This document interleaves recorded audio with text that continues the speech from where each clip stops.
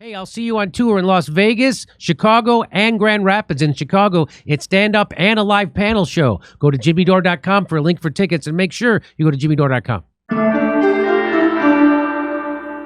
Barack Obama is endorsing Joe Biden to stay in the race. Bridget says he's reporting that tweet for elder abuse. But I wanted to show you this. Tucker Carlson tweeted this out today. Yeah. From an unusually good source, Obama's tweet, this one here, supporting Joe Biden, was disingenuous. He probably didn't write it. In private, Obama is telling people Biden cannot win. Oh, was the source Obama saying this many times? We've all heard it from Obama. Don't underestimate Joe fucking this up. I seem to remember. Didn't he say that? Yeah, Obama said. That's the unusually good source, himself. So Obama is telling people that Biden cannot win, and he is therefore in favor of an open conversation. Convention. Oh, I'm sorry. Thanks. Yes, open convention. He's not in favor of an open conversation. No open conversation. No, he's not in favor of that.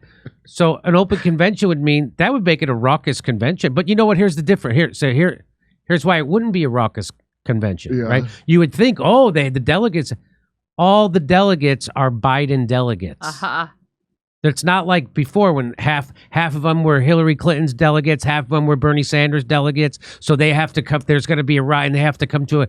No, they're all already handpicked by Joe Biden, which means they're handpicked by Barack Obama, which means they're handpicked by the Democratic machine.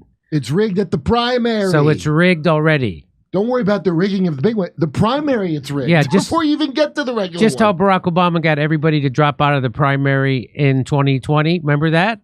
But he left Elizabeth Warren in to take away votes from Bernie Sanders. Remember that?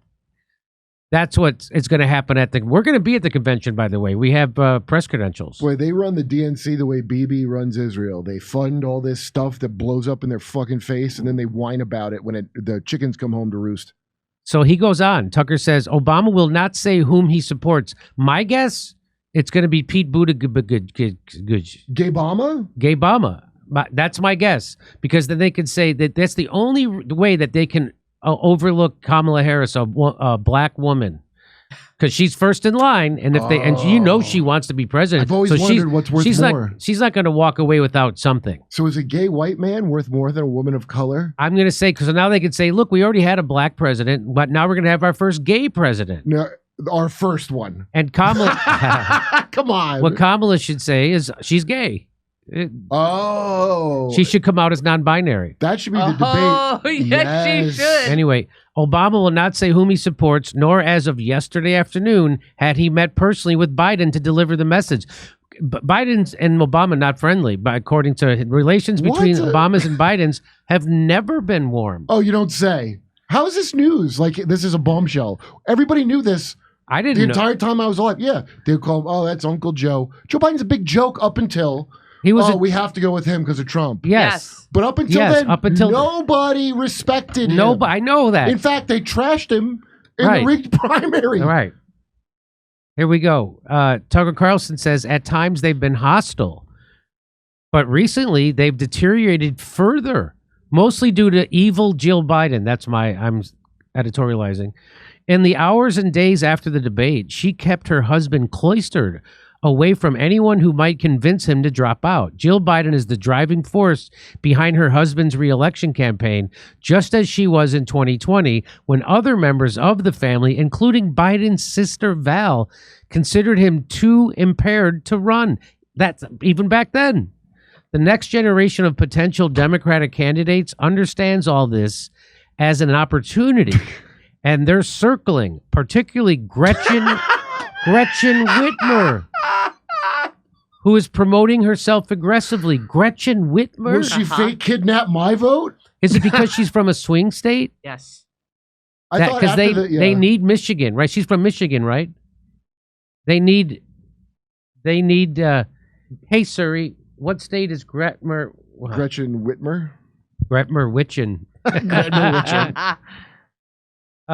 Hey, Siri, what state is Gretchen Whitmer from?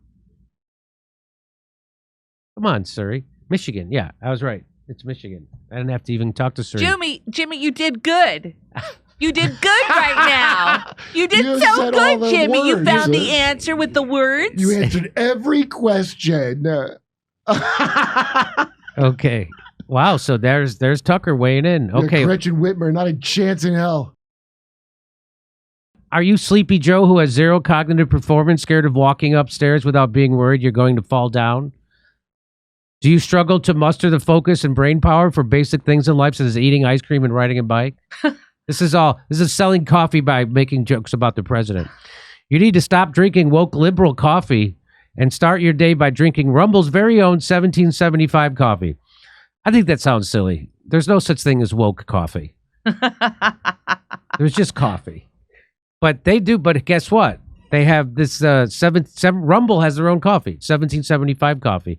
Never mind that it will be the best tasting coffee you have ever had in your life. As in seriously good. Steph drinks it. She likes it. I do. Now, I only drink decaf. So they don't have decaf right now. So I can't tell you, but Steph likes it a lot. Mm-hmm. It's also ethically sourced. That's important. That sounds woke to me, if you ask me the truth. It's also ethically sourced from a family farm in the high altitude mountains of Bolivia. So instead of waking up tomorrow morning and drinking your mold-infested, big corporation-owned woke ideology coffee, come on with the woke. That is probably making you sick from the pesticides it's sprayed with. That might be true.